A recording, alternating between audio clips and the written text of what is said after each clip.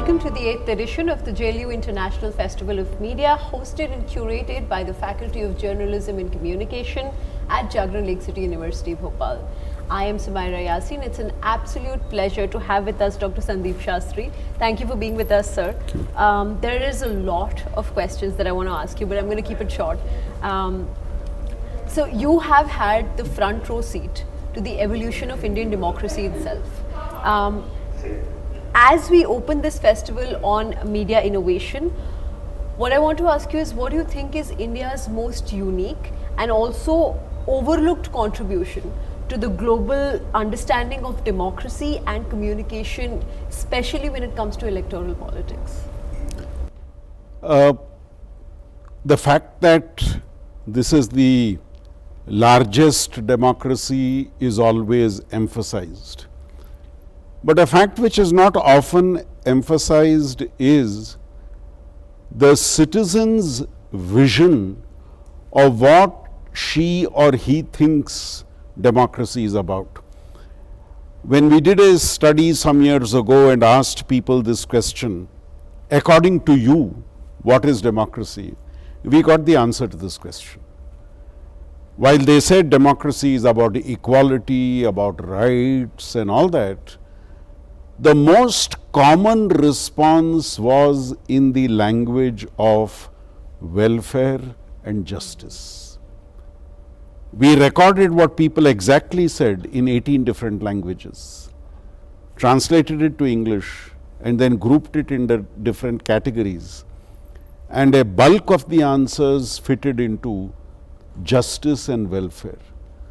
So I think an important contribution that India made to the narrative on democracy is that for the people for whom that democracy is meant, they view democracy from the lens of welfare and justice, which I think is an important contribution that this country is making. Absolutely, sir. I agree 100%.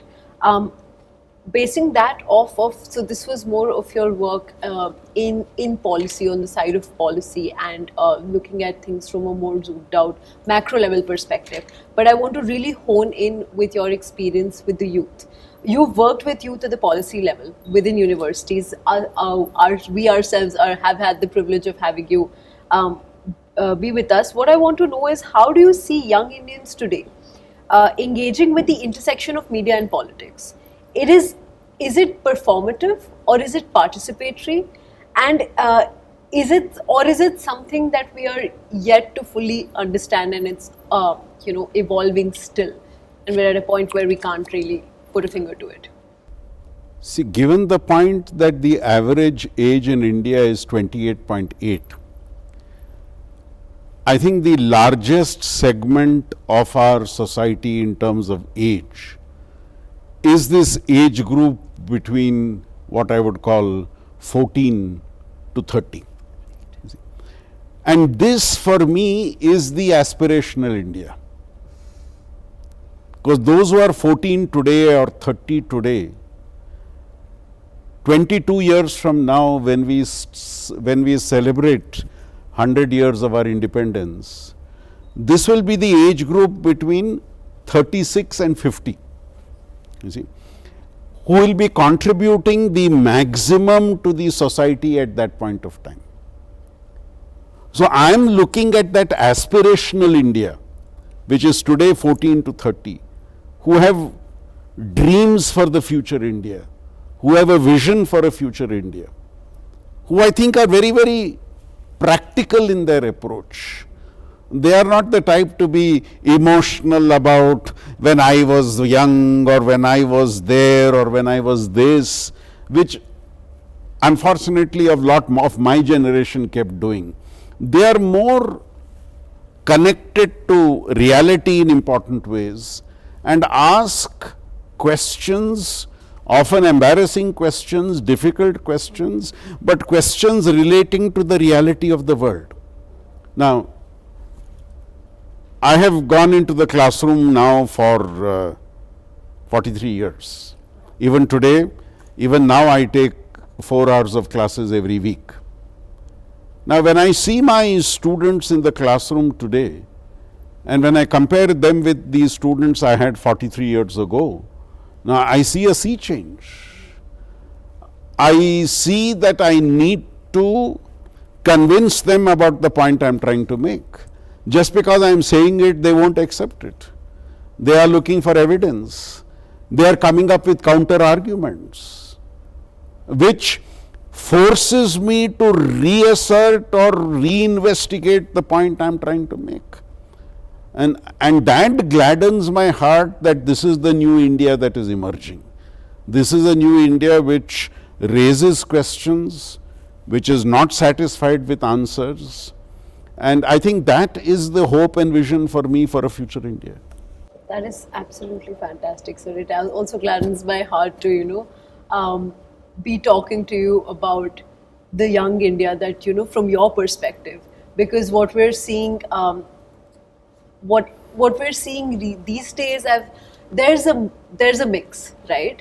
Where there are a whole new set of challenges for these young people, for this aspirational India, and there are a whole new set of opportunities as well. What you just talked about were some great opportunities that we have, but I also want to ask you, given your experience of decades also being with young people, what do you think are maybe one or two major challenges that this new age brings for this new aspirational young Indians? I don't think they are challenges which the young people make for themselves, but these are challenges which the environment creates for them. One, I think, is the new generation has still to get ready to accept failure, to accept that something cannot go the way they expect it to go, that they would need to recalibrate some of the points they felt or the views they had in the context of the changing time. A second challenge, again a byproduct of the environment, is the speed at which they expect developments to happen. They would like to short circuit a very long process, what they would call an agonizingly long process. Now, but sometimes that agony of waiting, the agony of learning, the agony of going through the phases is what makes you a much better learner. And that's, I think, a challenge which the younger generation faces. They want something completed yesterday, but it could not be done yesterday, so it has to happen today, and I am not willing to wait till tomorrow. Now that, I think, is an important challenge, the second challenge which I think the new generation faces. You've given me so much to think about, sir. I had a whole set of questions in a certain line, but then the more I'm talking to you, the more things are coming to me. But I'm going to try and stick to a couple of very important things that I did want to touch base on. One of the very important things that keeps coming up again and again in the context of media, and especially electoral politics in India, is the polarized media environment today, right? Where misinformation, like we were talking in the earlier panel also, that spreads faster than truth. So how do you, as an educator, as a scholar, decide what you want to engage with, right, and what to ignore, and how do you keep yourself grounded in the search for truth when there is so much misinformation and so easy to fall prey to it? Sumaira, you referred to the deep and intense polarization we witness today. What has this polarization resulted in? As a student, you would have been taught in class, draw a conclusion based on what data tells you. You see, arrive at a conclusion based on what data tells you. And that's what, as a good researcher, I would like to do. But the challenge when I look around is, people have a conclusion because of the polarization. You see, I believe this to be what reality is. And the next step you take is, now this is what I believe in, now let me search for data to justify that. Earlier, I looked at the data to arrive at a conclusion. Today, very often, I have a conclusion and then search for data to justify that conclusion. And that's where all this fake news, false news, everything comes into play. To just make a tangential point, a recent study we did showed social media does not change attitudes but reinforces attitudes. What does that mean? I get a social media message. What do? I read it. If I agree with it, I save it. If I disagree with it, I delete it. And the one I have saved, what do? I pass it on to those who think like me, right? I don't pass it on to those who I think will not agree with this, because I don't want to develop enemies there, see. So I pass it on to those I think. So is the message going in an echo chamber of people who think similarly? So when I get messages from people I know, they would send messages to me which resonates with what they think is my perspective. So it reinforces what I already believe in. Rarely have I seen social media changing attitudes. It only reinforces an existing attitude that is there in you. And tell me if social media acts in any other way other than this. So all this talk about social media transforming society, I am still to find evidence for that. That's one way to look at it that I hadn't thought of before. Social media as an echo chamber versus social media as a reinforcer of, bias and injustice and, all sorts of those feelings. This is a very fresh perspective.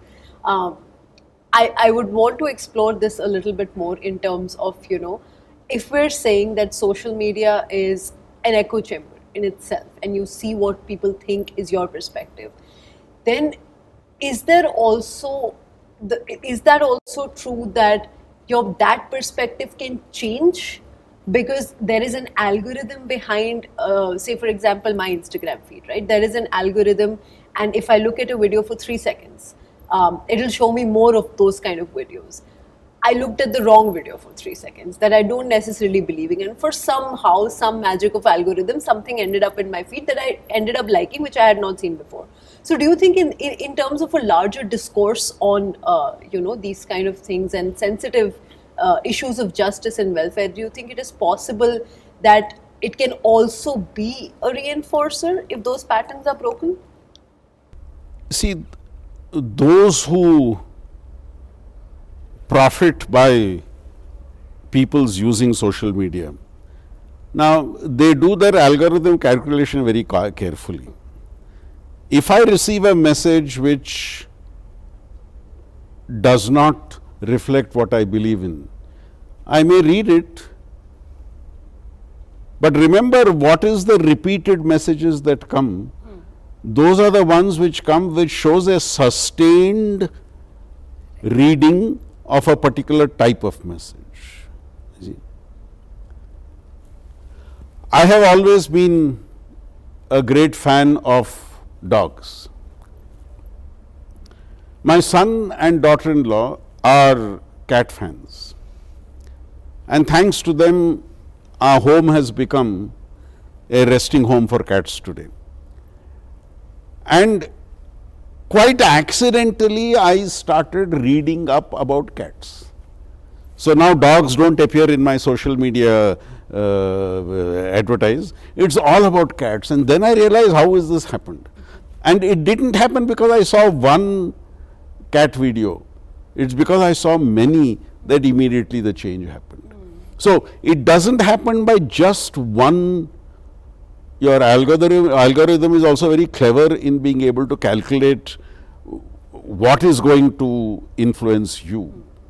Suppose you plan a holiday to a particular country and therefore you keep looking at sites to that country, automatically it will show you more about that same country. So I think, if I could use a term, there is a method in that madness which sometimes we don't understand, but it's very clearly there. It will not take you to places which you have visited once, a issue you have seen once, casually maybe. It knows that it is casual. It's only when there is a sustained pattern that it will push you then much more in that direction. Thank you for clarifying that, sir, actually, because that does bring us back to what you were saying earlier, that it is the sustained use of, an echo chamber. I think I stand corrected. As we're about to close, I just want to ask you one important question, and I think which is very important for the younger generation to hear from someone like you. As someone who's shaped youth policy, who's worked in higher education, how do you see universities like ours engaging or resisting India's fast-changing media climate? Are we equipping students enough to decode the power of media or merely consume it? Sumaira, I don't know whether as an educational institution we are here to change what is, or we are more here to understand what is. I can change something only when I have fully understood it. You see? So I would believe a university education offers my learners a set of alternatives. It's like a buffet. I explain to them all the dishes on the buffet. I explain to them what's good about each item, but I don't tell them what to eat. I say, that is your choice. I have told you what is available. Now you take a call as to what is it you would like to have. Or what Prime Minister Modi said when introducing the National Education Policy in 2020. He said, for too long have we told learners what to think. The time has come to tell learners how to think. From what to think, we have to move to how to think. Now, so that once they leave the portals of the institution, they are equipped with that capacity of how to think, rather than what to think. Because if it is what to think, they will keep coming back to the mobile to me and saying, now what do I do? But if I have equipped them with how to think, they now know how to take it forward. So for me, our media education in our university should be about how to think. I won't give you ready-made answers. I will pose the challenges. I will tell you the options that are available, but I won't tell you which is the right option, because the right option is something you need to decide based upon your assessment of what is the reality as you perceive it. I think that is such a powerful place to end this conversation, because I want that to resonate and reverberate with the youth who are listening. Thank you so much for joining us today, sir. This is Sumaira signing off from the 8th International Festival of Media at Lakecity University. Stay tuned for more such very empowering, powerful conversations. Thank you.